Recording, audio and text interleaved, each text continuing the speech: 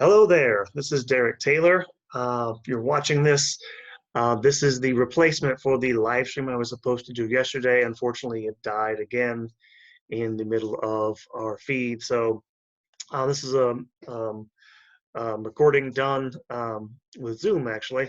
And here I have the outline for you up here, and I'm going to give you the lecture I gave yesterday. And so let me begin with a prayer, in the name of the Father, Son, and Holy Spirit, with the prayer of St. Thomas Aquinas before study. I forgot to do this yesterday, actually.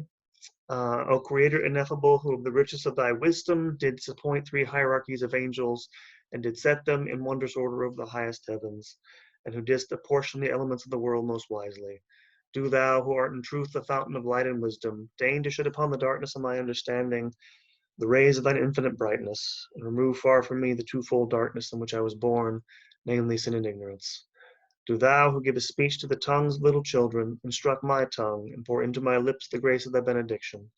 Give me keenness of apprehension, capacity for remembering, method and ease in learning, insight in interpretation, and copious eloquence in speech. Instruct my beginning, direct my progress, and set thy seal upon the finished work. Thou, who art true God and true man, who livest and reignest, world without end. Amen. Okay, without further ado, welcome to Controversies in Church History, which is my monthly lecture, which I normally give in person, but because of the pandemic, I'm having to do remotely. And so the controversial topic I'm talking about tonight is the case of Edgaro Mortara. And if you don't know the story, the basic facts of it go like this. In the city of Bologna in northern Italy, a young Jewish boy named Edgaro Mortara was secretly baptized by his nurse. He had fallen ill and she thought he was going to die, and so thinking of his salvation, he baptized him without ever telling his parents. The Mortara family had 6 other children. She never revealed this to them. And so 7 years later, when the nurse, confessed this to the Holy Office of the Inquisition in Bologna. The Holy Office, if you don't know, was the legal body that oversaw orthodoxy within the church. And there's one in Rome, the main one, there's other ones outside in the territory of the Papal States, which is what territory they lived in. This was controlled by the papacy, because the papacy was both a secular ruler, a secular state, and religious organization up to the 19th century. When the inquisitor of the city found out about this, he ordered papal police to remove Edgaro from his home. He was all of 6 years old, by the way, and have him given instruction in the Christian faith. And so on June 23rd, papal police showed up at the Mortara family home and told the parents, his mother Mariana, his father Momolo, that he was to be removed without telling them why. Immediately, Mariana fainted, and the 6 other Mortara children immediately begged the policemen not to do this. And so for 24 hours, 2 police stayed there while relatives frantically went to the authorities and tried to find out what was going on. And they stood guard over Edgaro for 24 hours, till finally, when the police returned the next day, and his father Momolo handed him over to the police to be taken away, when both Edgaro and his guards, who would still watch over him 24 hours, were both crying. Momolo released his son to them, took them to the Vatican, and Momolo himself fainted as a result of all this. So, this story, which happened in 1858, why are we talking about it now in 2020? And this has to do mostly with one historian named David Kurtzer, who is a historian, I believe, at Brown University. And he wrote a book, best-selling book, in 1997 called The Kidnapping of Edgaro Mortara, in which he relayed this tale. And he published this partly because at the time, in the late 1990s, the Pope, who was the head of the church at the time in 1858, who basically allowed this and made this removal of Edgaro from his family possible, was being in the process of being beatified, which he was, Pope Pius IX, in the year 2000. and he wanted to draw attention to the case. Lots of Jewish groups, because of this, opposed the beatification of Pius IX. And one of the reasons I wanted to talk to this to my group of group that I usually give these talks to is because this book had been picked up by Steven Spielberg, and last I checked, it was still scheduled to go into production at some point, with I believe Oscar Isaacs attached to the film. So Hollywood's going to get their hands on this story. If they do, given Spielberg's notoriety, it'll get a lot of publicity. So I'm going to give you guys some background on this. The other reason we're talking about now is that in 2016, Edgaro Mortara, who was then, after he was taken from his family, raised in the Vatican by Pius IX, and later on became a priest, wrote memoirs later in his life, which were published in 2016 in Italy. And this caused a small sensation, partly because the memoirs seemed to portray him as being someone who, and he was later in life, someone who supported Pius IX, but critics who took a look at this edition of his memoirs noticed that they seem like they've been altered to present his removal from his family as being not nearly as traumatic as perhaps it was. Among them, David Kurtzer. And so this led to in 2018 the publishing of a review of these memoirs in the journal First Things, in which a priest, a Dominican priest named Romano Cesario, defended Pius IX's actions on the grounds that he was defending the nature of baptism by taking Edgaro away from his family, that baptism basically means that the church has supernatural obligations toward the baptized, and since the parents would not raise him as a Catholic and when he remained Jewish, they had to take him away, essentially. And this review caused a firestorm amongst the very small circle of conservative intellectual Catholics, and to a lesser extent non-Catholics. And in fact, the editor of the First Things, Rusty Reno, issued apology and condemned Father Cesario's position. And so there's been a little kerfluffle about this, so I thought I'd give you guys some background on this, talk about why Pius IX did what he did, and just bring up some general questions about the relationship between the Jewish people and the church in light of this case. A couple of preliminary remarks before I get into the actual talk. One, I'm going to use the word liberalism a lot in this talk. And by liberalism, I don't mean what I mean in a modern setting in America, big government, progressive, all that stuff. I mean, essentially what I mean by 19th century liberalism, which tended to want to have a, constitutionalism, individual rights. But in particular, in the early 19th century, it means more or less what it meant coming from the original Spanish term liberales, which means wanting to have a secular state free of church influence. That's effectively what I mean when I use that term, unless I specify something else. And then finally, when we're talking about relationships between the church and the Jews in the 19th century, I want to make a distinction between anti-Judaism and anti-Semitism. Anti-Judaism is basically, you could say, prejudice or enmity against Jews for religious reasons, that is, for rejecting Christ.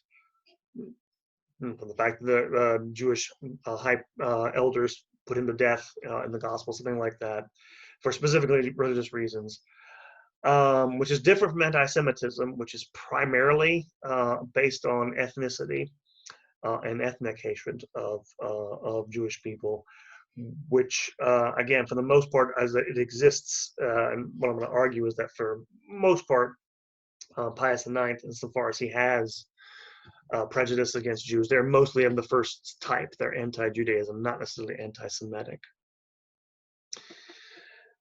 So where do we begin? We'll begin with the relationship between the papacy and the Jews before we get to the actual event itself. Just some brief words. The long story, but long history between the Jews and Christians. But just specifically with the papacy. In the Middle Ages, for the most part, the papacy never undertook any sort of attempts to convert Jews. The church in the Middle Ages, and post the church in general in the Middle Ages, repeatedly emphasized the the idea that the Jews were not to be molested, that they were not to be, they were allowed to practice their faith effectively as long as they obeyed the laws. Um, the Church in the Middle Ages essentially viewed Jews as a sort of subject minority to a Christian world, and as long as they did work, as long as they were duly submissive, they were to be allowed to basically live on their own. An idea that goes back to Saint Augustine of Hippo, Gregory the Great, sort of as a living example of people who had rejected Christ, basically, but they were not to be molested. This didn't always work out in practice. Sometimes bishops, occasionally popes, would actually protect them from popular violence, but there was no real attempt to forcibly convert them or coerce them into becoming Christians. The big change happens, and things change a little bit at the end of the Middle Ages. We don't have time for that.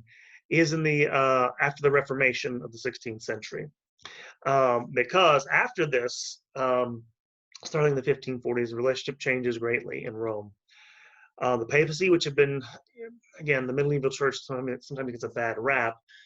The medieval church was relatively tolerant of diversity to a certain degree in the Middle Ages. I say relatively, and but after the Reformation, with the great trauma that it caused, the feeling came entrenched in the papacy and other places in the church that Jews were an anomaly in a Christian society, and they needed to sort of somehow deal with this in different ways.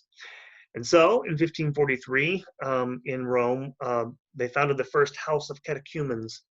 And the house of catechumens was essentially a place where you would, people would be taken, Jews who would be taken to be baptized, who wanted to convert. And in fact, it was there were means used to pressure them into doing this. From the 16th century, Jews were actually taxed in order to pay for the upkeep of this house. And in fact, after 1555, they're put into a separate area, the ghetto, closed off from Christians.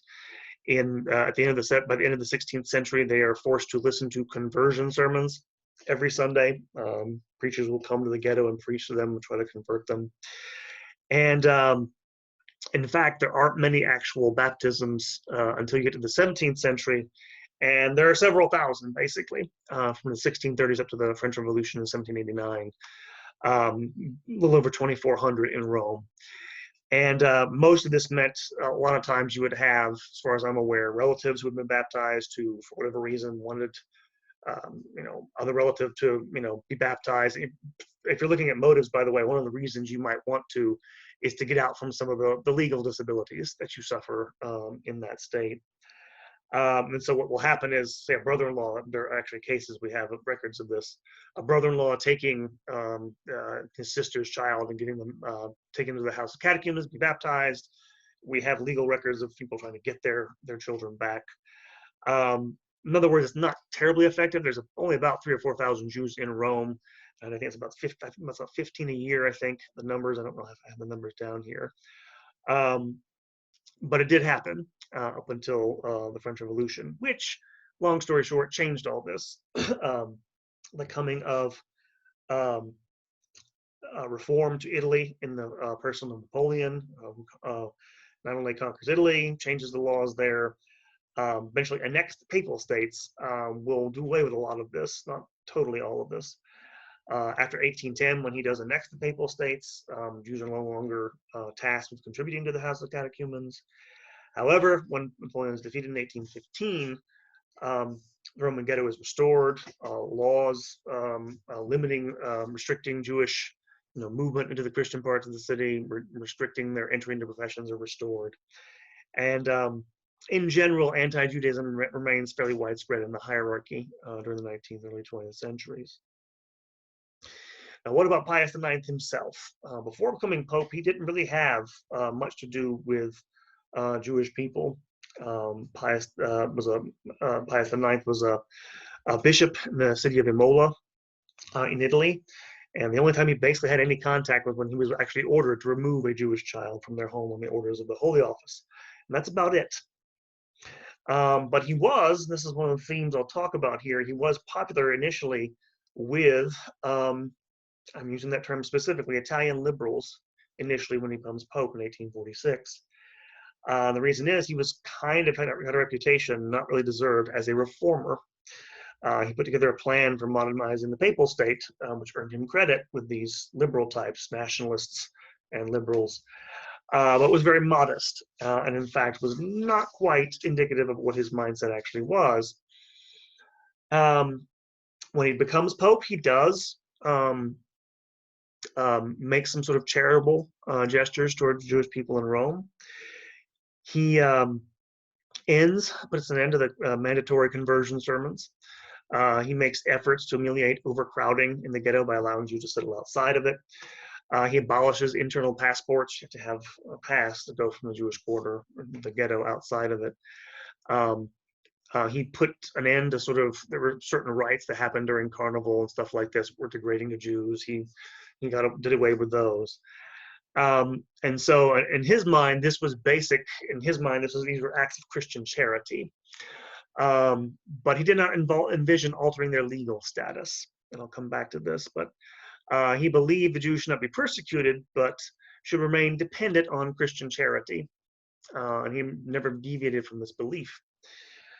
And in fact, all people who were sort of lauding him at the beginning of his reign probably should have got a hint from his encyclical, which he issued in 1846, Qui Pluribus, in which he attacked things like liberalism and modern thinking and religious pluralism and indifferentism and all these things that he didn't like about the modern world. The encyclical does not mention the Jews, but it pretty much goes to his way of thinking, which is that in a Christian state, there should basically only be one religion recognized by the state and given privileges. And it's essentially a confessional way of looking at a church state. And this is essentially a state he rules. Having said all this, Pius was not immune to popular pressures.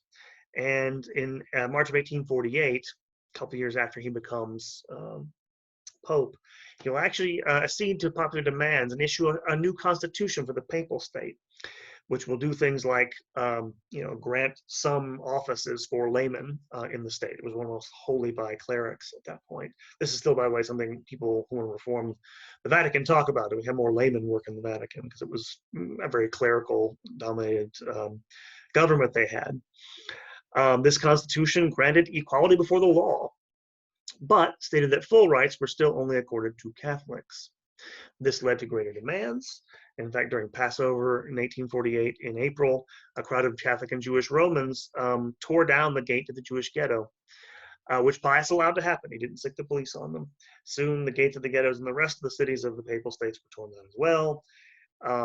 Later that year, in July, the Jewish community in Rome asked for a clarification about the Constitution, of what it meant by having full equality, but not only having Catholics have full rights. And the government actually declared that Jews did actually enjoy full civil rights in papal states. And so one of the things that happens, and this, by the way, wasn't necessarily his plan. He was sort of going with the flow at this point. But he did not really have any intention of altering their subordinate status. I mention this because the Mortara case occurs in the midst of a major change in Italy, which is the Risorgimento. If you don't know what that means it literally, Risorgimento means revival or something like resurrection of a unified Italy. It's what it means. And the papacy would be caught in the middle of this. And just a couple of words about Italian nationalism.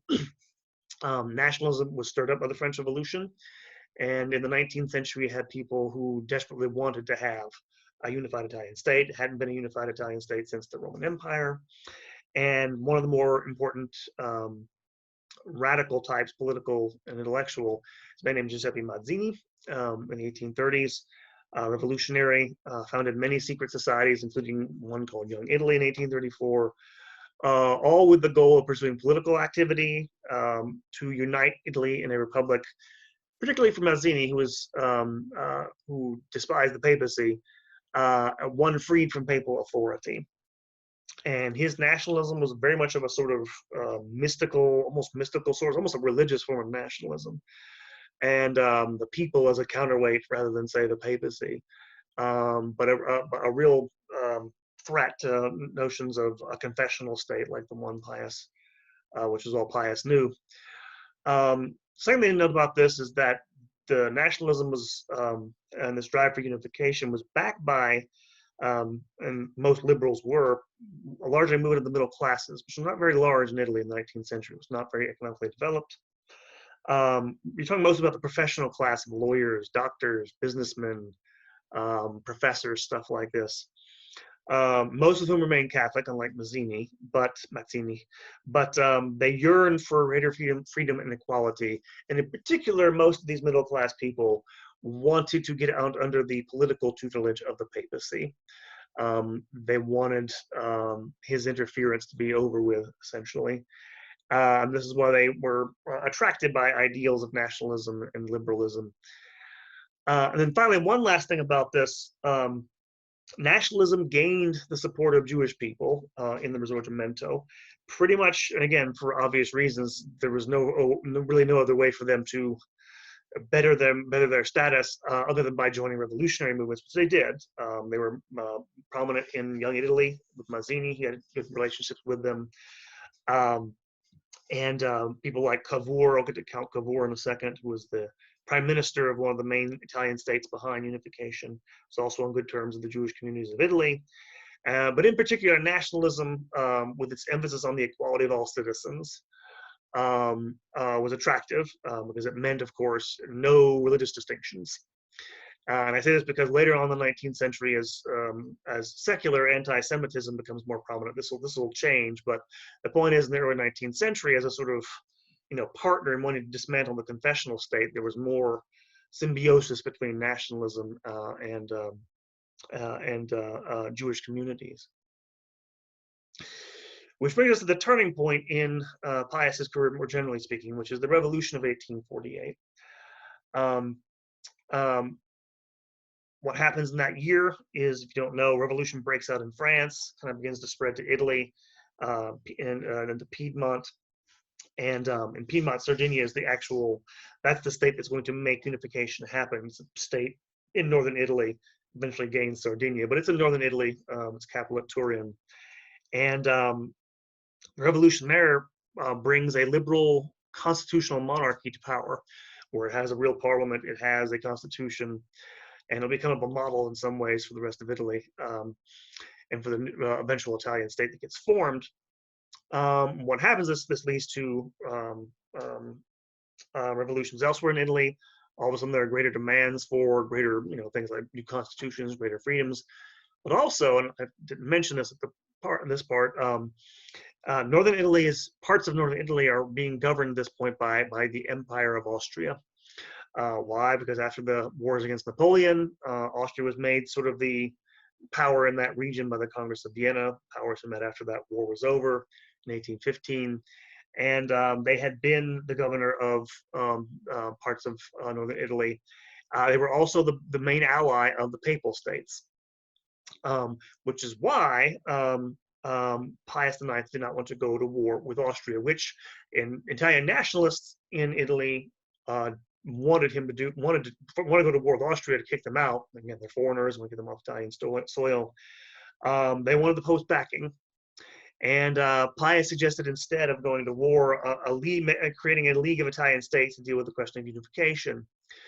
The Kingdom of Piedmont, not wanting to do this, not wanting to give up its leadership of the peninsula, refused this and went unilaterally to war against Austria. When Pius refused to go to war against Austria, partly because they were his ally, partly because they were a Catholic state, this made him the enemy of nationalists who wanted an end to Austrian rule. And so, because things were beginning to get dicey in Rome, that the virus of revolution was spreading there, he called in a layman, a former French ambassador to the Holy See, and then Count Rossini, to try to form a new government, try to come up with a new plan. Rossini was a liberal. But he never got the chance because it spooked radicals in Rome, who on November 15th of 1848 assassinated Rossini, stabbed him to death, which caused a revolt. The next day, 9 days later, the Pope fled to the city of Gaeta. And shortly thereafter, a republic was declared from Rome. With one of its leaders was none other than Giuseppe Mazzini, who made his way there from exile, was given Roman citizenship, became one of the governors of this new revolutionary state, which only lasted a few months. They issued a constitution, which immediately granted religious toleration to all religions. The constitution and the republic were condemned immediately by Pius. Um, but the upshot of all this is the Pope eventually is restored to the Papal States in 1849, a few months later, by the French, who after their revolution are going to be ruled by a man named Louis Napoleon Bonaparte. That's right, the nephew of Napoleon Bonaparte. And this will be the other main ally the Papal States have at this point. And if you're wondering, by the way, why they need allies, the Papal States don't have their own armies. In the past, in the Middle Ages, the Papal States was wealthy enough to sometimes hire their own armies. At this point, they're dependent on protection from these other states. Now, in the broader sense, what happens after that revolution, where one of his ministers has been assassinated, priests have been put to death during the Roman Republic. This basically turns Pius IX permanently against anything modern. He becomes a total reactionary. And this means turning back the clock, of course, on the freedom granted to Jews after the revolution. When he comes back, restoration of Jewish legal inequality is more or less restored. The ghetto remains up.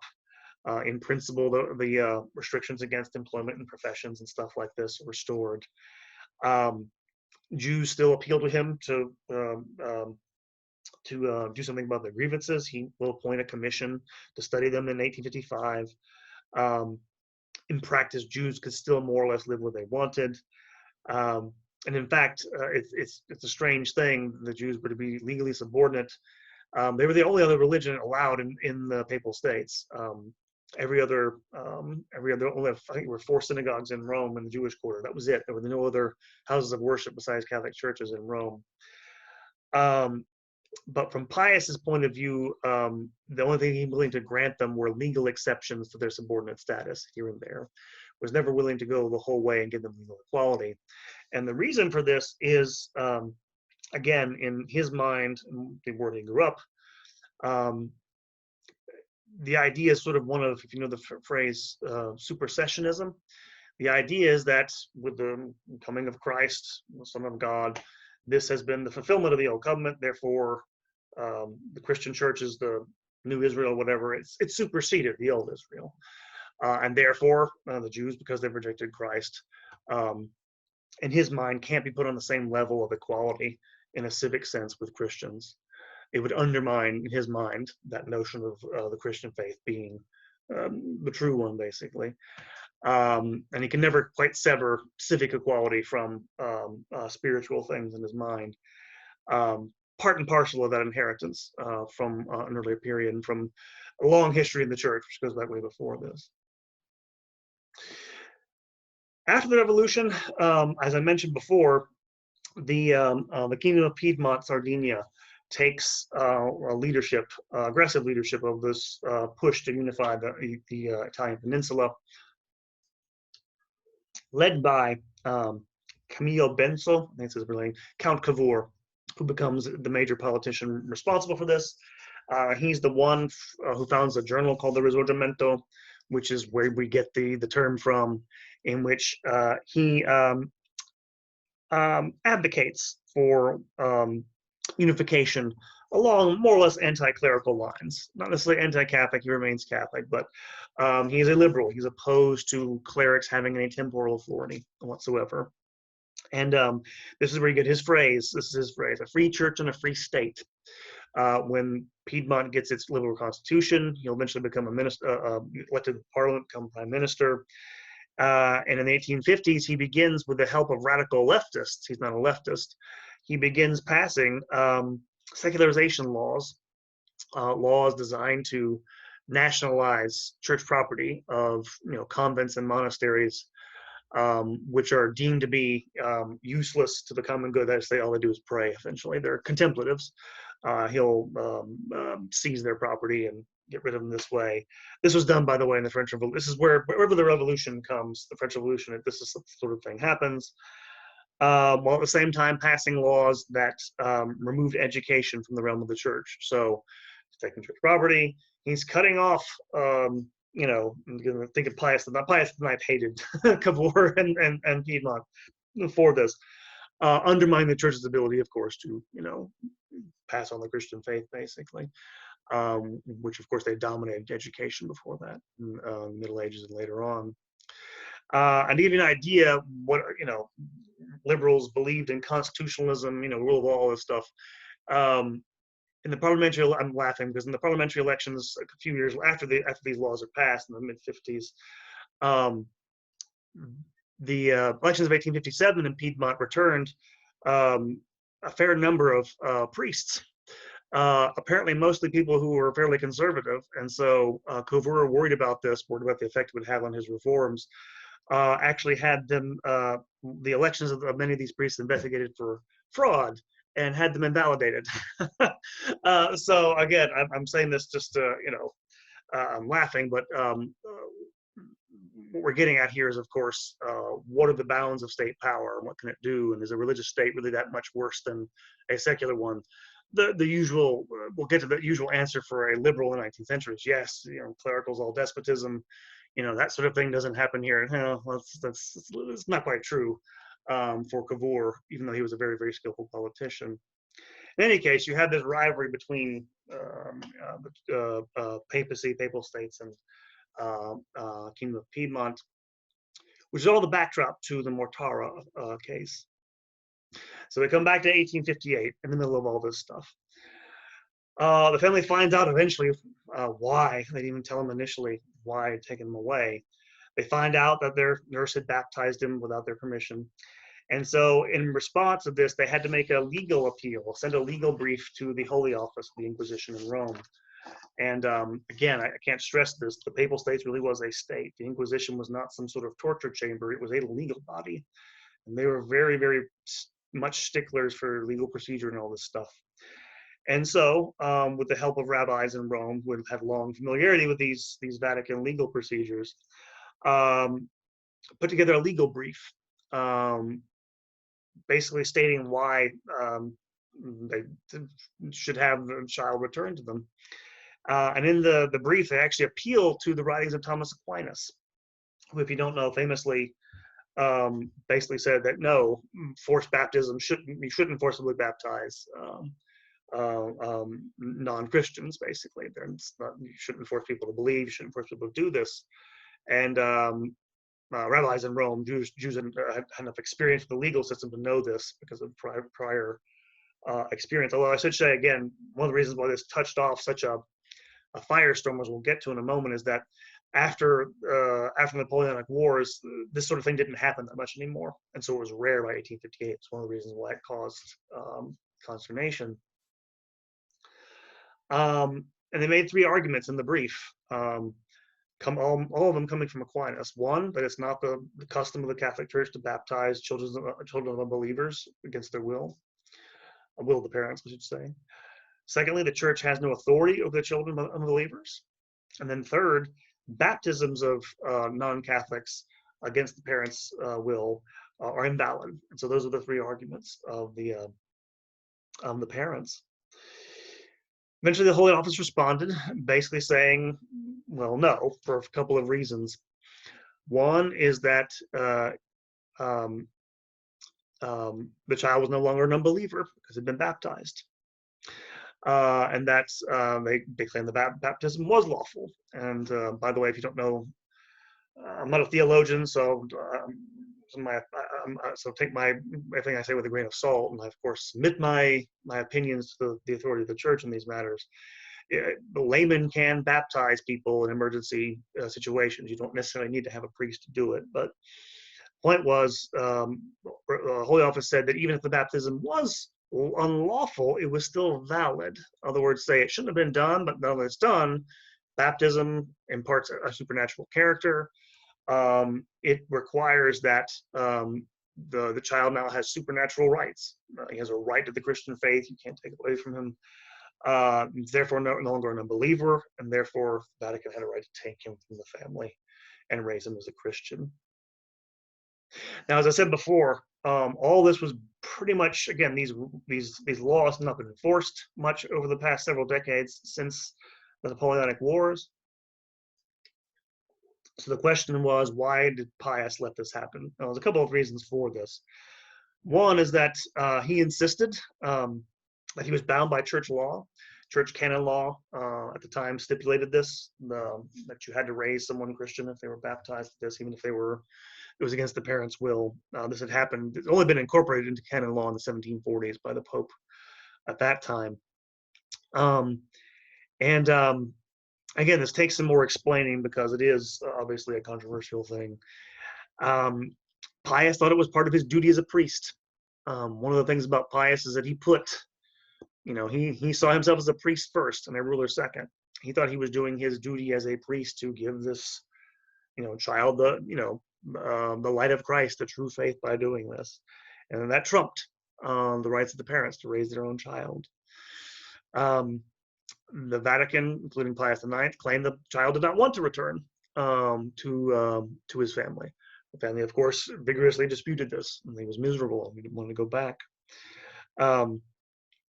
Even further, talking about why he did this, the question remains: okay, why at this time even do this? Why, if it hasn't been, for decades, kind of a thing that hasn't happened hardly? Hard to think, and Pius never said this. Pius always claimed, that's the title of that fourth part there, non possumus, that means we cannot. Every time he was asked to relent and intervene, he said, we cannot. He could not, go against his duty as a Christian pastor of souls and do this. Even though it had not been the practice of the church to do this until the 16th century. So I think at least part of the reason is he felt besieged in Italy.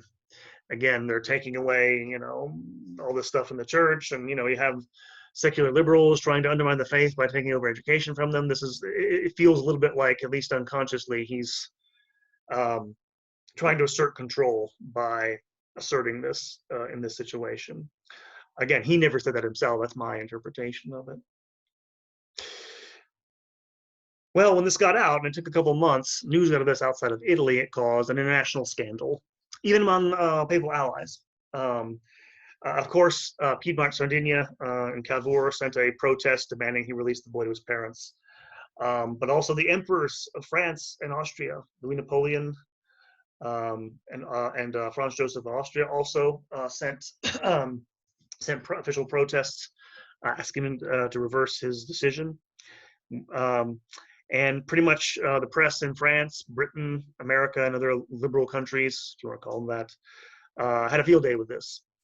They saw in the Mortara case evidence that the papal state was the relic of medieval times, and that papal state was the sort of worst government that ever existed. And that's, for the most part, their interest seemed to be this. One Jewish historian writing about the secular press in the reaction to this case writes, quote, generally, however, the fact that Edgardo was Jewish seemed less important than what was seen as an outrage against humanity and the modern world, unquote. Liberals despised the papacy, and especially its temporal power. That bothered them a lot, as being just sort of on the wrong side of history, to use a contemporary phrase.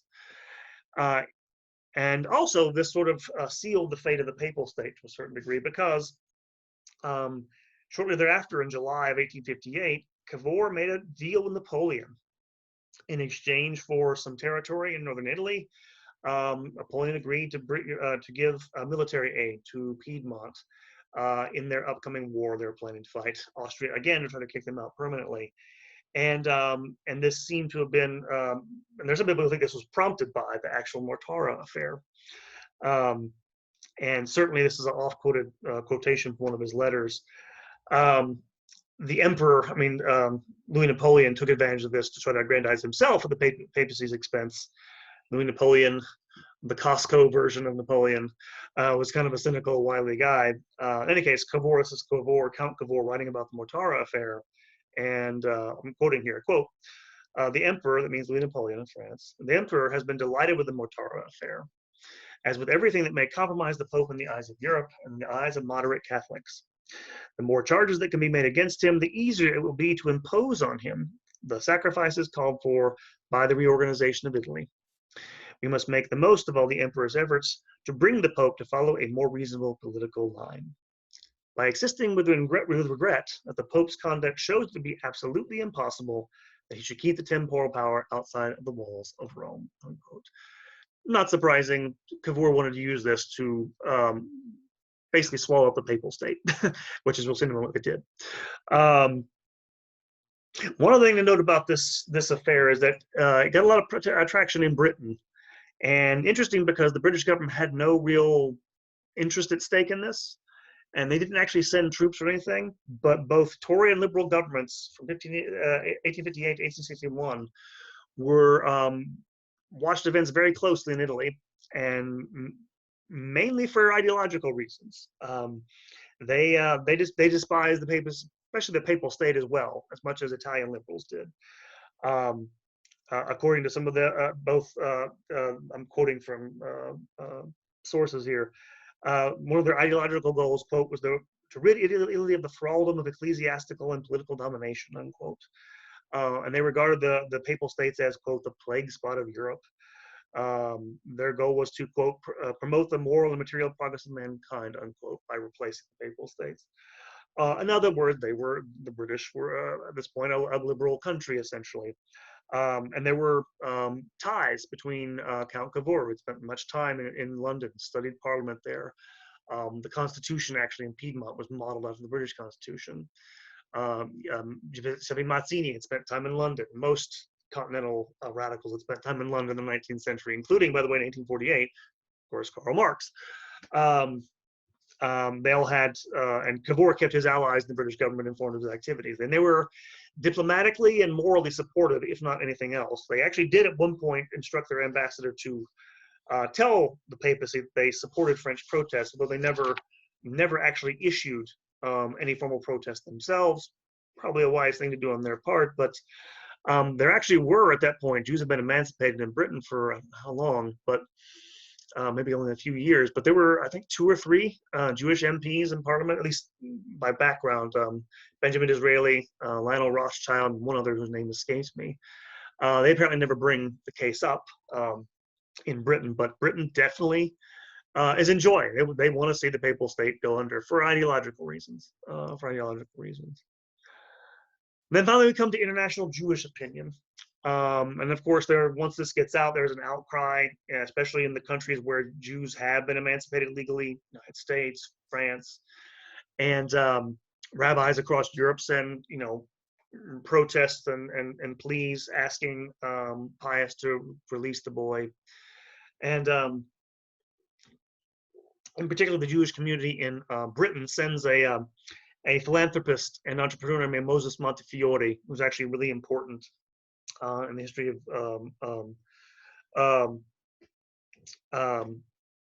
the Jewish community in Britain in the 19th century. Sent him to go to Rome to try to talk Pius IX out of this. And when he got there, Pius IX refused to see him. Basically, Pius, at this point, in 1859, thought that the case was closed. He had his Secretary of State, a man named Cardinal Antonelli, go meet with him instead. And in fact, there were actually plans at one point. There was actually a harebrained plan at one point developed among, I think, a former military officer who had served, I want to say, I can't remember which army, but among Jewish people in Britain to actually go kidnap Edgaro back. There were several attempts at this. Nothing ever came to it. In any case, you have, because of this, the formation a few years later of the Alliance Israélite Universelle, which was a Jewish organization devoted to, quote, the defense of Jewish rights wherever so attacked, unquote. This galvanized, increasingly, again, they're literally emancipated across Europe to try to defend against things like this. And in fact, I don't know if this is direct, but I don't know if this is related to the Mortara case, but Moses Montefiore was founded one of, maybe the first, or at least one of the first, founded one of the first modern Jewish settlements in the area of Palestine in 1863.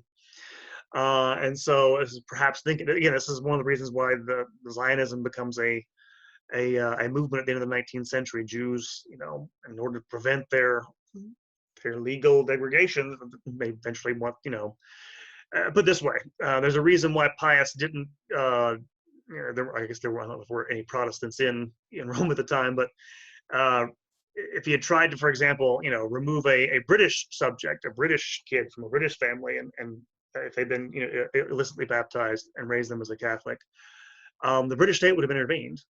That's what having a nation state means. Means you have the means and power to sort of, protect your own citizens that way. In any case, of course, this was, um, caused this in 1858. So what about the aftermath of all this? Because he refuses, eventually by 1861, this is more or less a closed case.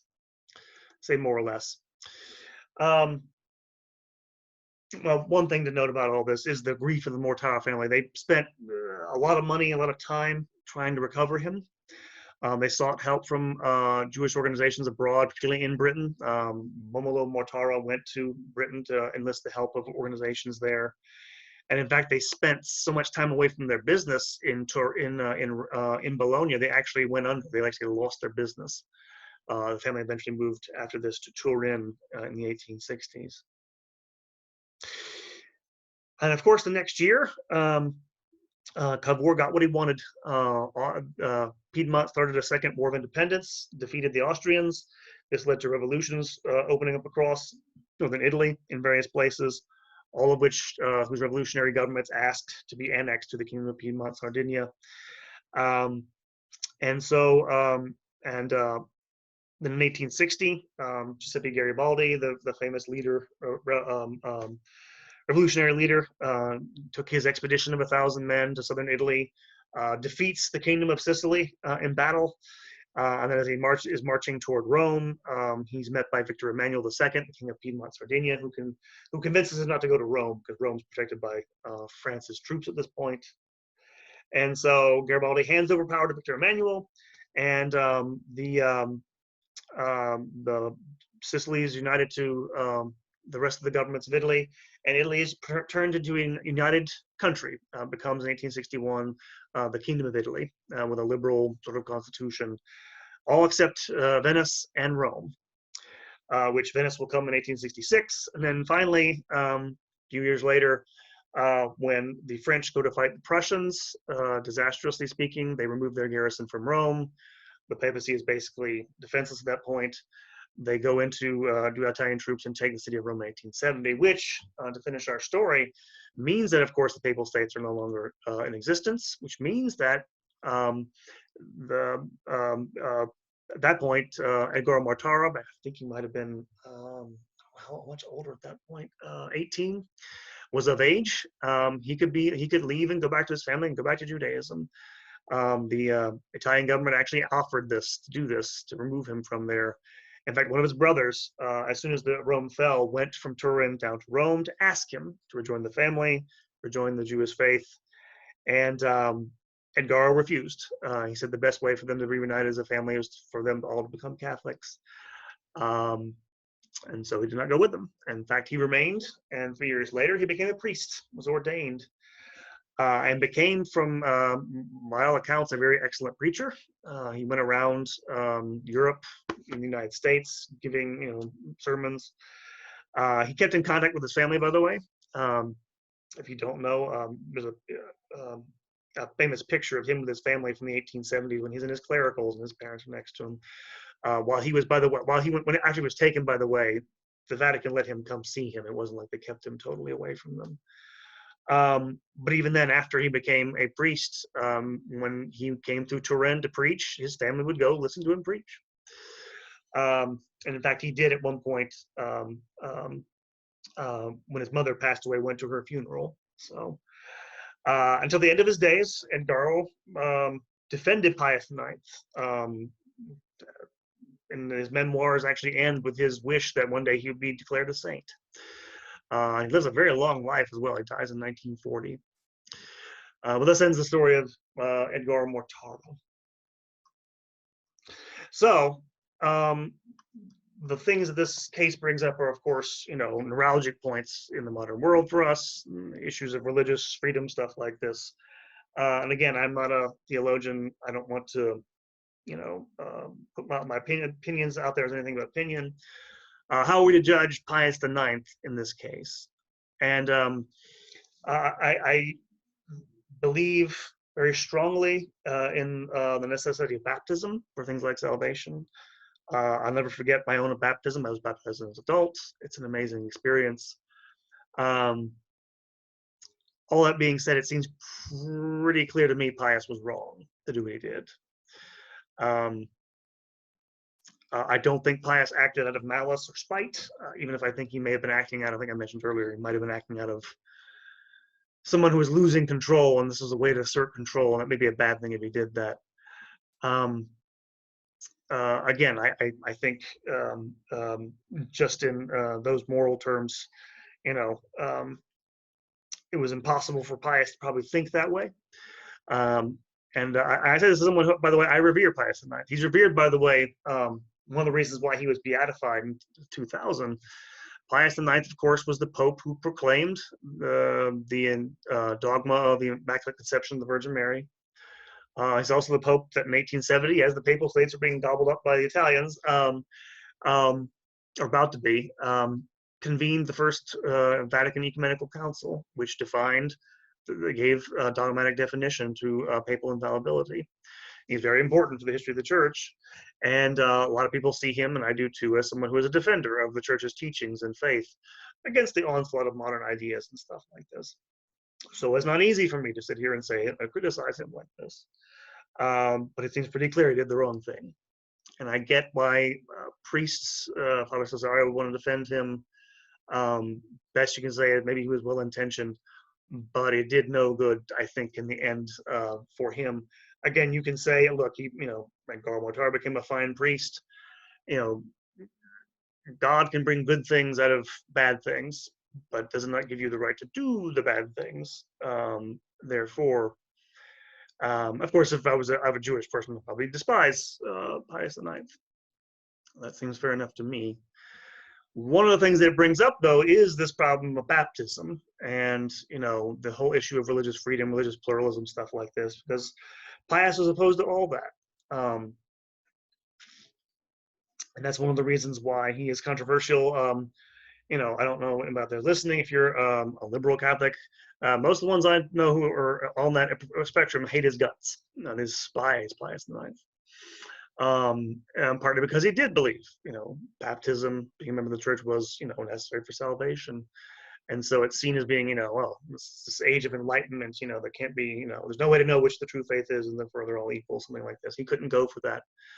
And it would, by the way, undermine, I think it would basically make baptism, pointless if you did believe something like that. And I'm not saying liberals have to believe that, but there's lots of other things involved. But it's a neuralgic point for moderns, right, who do not believe, who have a hard time with anything like truth with a capital T, right? And then finally, not say finally, one other thing, Pius is a foil for modernity. Again, I don't mean to excuse him at all. I'm not trying to whitewash his record or anything like this, but pretty clear this in fact, this whole incident probably couldn't have happened except in the moment of time that it did in 1858, because the whole issue of forced conversions become sort of in abeyance, but it was still possible to do it because liberal states were just beginning to get their foothold in Europe. Afterwards, you wouldn't have any chance to do this sort of thing. It was very much a sort of tough case. And again, it goes back to why I think you need to, if you're a Catholic, condemn what Pius did. You understand wanting to defend the church and his teachings. He picked the wrong case to do it with, this difficult case. In terms of him being a foil for modernity. And so that's part of the reason we're talking about this here. And again, I think we can fairly say the liberals were using this in fairly cynical terms. Again, they hated the guy anyway, but anyway, it's something that's very much to this day, he's taken as this anti-modern figure. He's still controversial for that reason. And then finally, the issue of his canonization, before we get to the Mortara case and the Jewish people. Should Pius be canonized? again, you ask, part of the reason, and Kurtzer, by the way, I mentioned David Kurtzer's book. After the kidnapping of Edgaro Mortara, he has published several books highly critical of the papacy. And when I say critical about it, I don't mean that as necessarily a bad thing in of itself. He's a fine historian, a really good one in terms of his scholarship. But I think he's become very polemical. He's increasingly blaming, popes for. He's gotten in the Pius Wars. He wrote a book about Pius XII. Wrote a book about Pius XI, won the Pulitzer Prize, trying to link him to Mussolini and fascism. He wrote a book called The Papacy Against the Jews, where effectively that distinction between anti-Judaism and anti-Semitism, he says, is false. Basically wants to blame the papacy for modern anti-Semitism. One of the things about, I'm going to labor this too much. Canonizations, first of all, we don't make saints. Church doesn't make saints. It recognizes the sanctity of people. And if you're wondering, okay, how can someone have sanctity if they do a bad thing like this? The fact of the matter is, there are lots of saints who didn't live perfect lives in the history of the church. I can think lots of them who were canonized and they've done pretty horrible things. So that's not necessarily a bar to sanctity. But one of the things that reasons why Pius is so important, I mentioned, it's weird they talk about him being anti-modern. You think about it, Catholics, at least in the Western world, Europe, America, places like that, are very divided, like a lot of people are in the Western world at the moment. There's two things that unite them at all. Probably two things: be Marian devotion, because most Catholics, even no matter how liberal they are, they like the Blessed Virgin, right? They like Mary. Of course, traditional Catholics very much do. Other thing would be respect for the papacy, both of which are tied to Pius's actions. He has set the tone for the modern church, I think, in some ways. In any case, you can respect and admire Pius without necessarily being totally uncritical of him from that perspective. I think you can also say he's a saint without necessarily with also recognizing he did a bad thing here too, because it's not as if he did it. I do not believe he did it out of ill will. What he did, I had something else in mind. I just told my brain is dead. It's almost 9:30. My brain's gone. But I think that's generally speaking. I think this way. I think one day he will be canonized, but not anytime soon. The controversy is too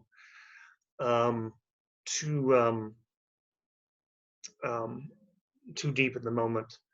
And I should say, I mean, and by the way, if you feel a devotion to Pius IX, what you do is, if you any non-Catholics listening to this, we believe in intercessory prayer. We ask for the intercession of saints and holy people. Nothing's to prevent you from doing that, even if he's not officially canonized. I myself, I've said how much I admire him. I've never actually asked for his intercession before, so I'm not probably going to do so now. But I don't think there's anything wrong with asking for his intercession, whatever people may think. And now in the Mortara case and the Jewish people. Well, the first thing to note about this, and again, I'm thinking again about that film if it ever comes out. One of the things you need to, and again, this is tough because the history is so long between the Jewish people and the Christian church and Christians generally. The church, I think, obviously has some responsibility for modern anti-Semitism. I don't mean that it's the only thing, but there's no doubt, there's no question in my mind. Jews, wherever they have lived, they have suffered more under officially Christian states and officially Christian societies like in the Middle Ages than they have anywhere else. That peculiar relationship, that almost rivalry coming out of the ancient world between Judaism and Christianity, it left a long mark. I say this, by the way, I don't agree with, again, people have blamed the church for the Holocaust. I've had my say on this, by the way. My YouTube channel, podcast, you can find, I talk on the church and the Holocaust. I reject that for reasons you can go find out about. But things like this case, even though it's, again, a latter-day case, a difficult one, thinking about this, church vis-a-vis, liberal societies that were trying to take it over in the 19th century and destroy the papal state. The reason why these liberals wanted the church gone, well, it's this medieval relic, right? It's been replaced. We've replaced it. The liberal state has superseded it. This is the idea of enlightenment, right? The enlightenment. The light of reason has superseded this superstition, right? You think about that, that's the exact same rationale, the idea that the papacy needs to be done away with. This is why we had the right to go, Piedmont, Sardinia goes in and occupies by force papal territory by right of conquest. They also hold plebiscites, which they gain popular support for what they did, but they basically say, hey, we can go take it. But this is in an outline form the same rationale for why Jews were always treated as subordinate in Christendom in the Middle Ages. Our religion has superseded yours. You rejected the light of Christ, just like the church supposedly rejects the light of reason, and therefore you've been superseded. We're gonna basically treat you as lesser, and so it's kind of an interesting thing turnabout. History is in some ways cyclical, comes in a wheel. One other thing to tell people if they ask about this is that the church is infallible in its teaching. That is to say, God has not let its teachings fade from this earth. It will not. Jesus Christ is the second person of the Trinity, the Son of God. That infallibility comes from Him to us via the church and by its ministrations. It is not impeccable. Its members are not impeccable. I can't say this often enough. I have good, dear friends who are Catholic who have very naive notions of what, for example, the papacy is like. You almost think he couldn't sin the way they talk about it. I can understand. I used to be, again, I'm an adult convert, and I used to get puzzled why these non-Catholics had this bizarre, quasi-magical view of the papacy's powers. I think I know where they got it from, and it wasn't, they didn't make it up. The church is not impeccable. And I know it's difficult for people who are very faithful, like I am, church, they love it. It may be painful. You must own up to these things. And again, I don't say you should apologize for things you haven't done or stuff like that. And John Paul II has tried to enact what he called the purification memory. He asked for forgiveness. I'm assuming it's mostly laymen listening to this. You don't have any position to do that. Don't worry about that anyway. There's nothing you can't change the past now in any case, but it's something you should acknowledge about the church and not be too defensive about it. It doesn't really change our claims or anything like this. I don't think so. Then finally, this one last note on Pius, and observation from observing him. One of the reasons why he's well thought of, has been well thought of,